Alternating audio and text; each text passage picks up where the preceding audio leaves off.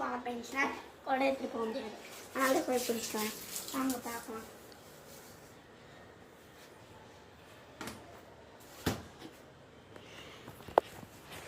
Hi,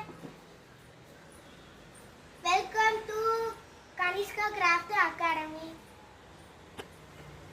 இப்போ நீங்கள் craft செஞ்சதெல்லாம் காட்டலாம், ஒவ்வொன்றா சொல்லுங்கள். இது வந்து உங்களுக்கு காம்போ செட். இந்த மூணுமே நாங்கள் காம்போ செட் தான் பண்ணியிருக்கோம். ஒரே கலரில் இருக்கனால காம்போ செட். பேர்ட். நெக்ஸ்ட்டு